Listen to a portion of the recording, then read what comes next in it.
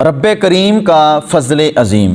حضرت ابو ہریرہ رضی اللہ تعالیٰ عنہ سے روایت ہے، وہ فرماتے ہیں کہ سرکار مدینہ علیہ السلام نے فرمایا کہ اللہ تبارک و تعالیٰ اپنے فرشتوں سے ارشاد فرماتا ہے۔ اس حدیث پاک کو امام بخاری نے اپنی بخاری شریف کے اندر نقل فرمایا۔ کیا فرماتے ہیں سرکار مدینہ علیہ السلام کہ اللہ تبارک و تعالیٰ فرماتا ہے کہ میرا بندہ جب برائی کا ارادہ کرے، میرا بندہ جب برائی کا ارادہ کرے، جب تک اس کا ارتکاب نہ کرے اس وقت تک اس کو تحریر نہ کرو۔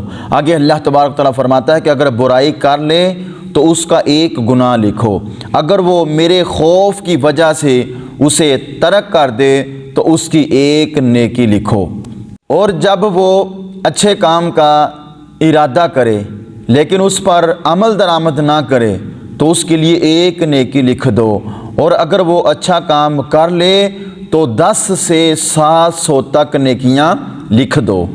اس حدیث قدسی کے اندر اللہ تبارک و تعالیٰ کی عظیم فضل اور کرم کا بیان ہے۔ قرآن مجید کے اندر ارشاد باری تعالیٰ ہے، بسم اللہ الرحمن الرحیم، من جاء بالحسنات فلہ خیر منہا ومن جاء بالسیئات فلا یجزی الذین عملوا السیئات الا ما كانوا یعملون۔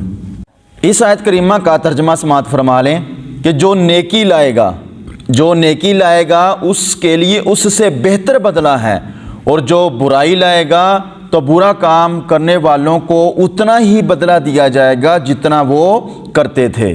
ایک نیک کام کرنے پر کم از کم 10 نیکیاں ملتی ہیں، اور زیادہ کی کوئی حد نہیں۔ اس لیے تو قرآن مجید کے اندر 700 تک نیکیاں بڑھانے کا ذکر ہے، اور اللہ تبارک و تعالیٰ آگے فرماتا ہے واللہ یضاعف لمن یشاء، اور اس سے بھی زیادہ بڑھائیں جس کے لیے چاہیں۔ یہ ہے اللہ کا کرم، یہ ہے اللہ کا فضل عظیم۔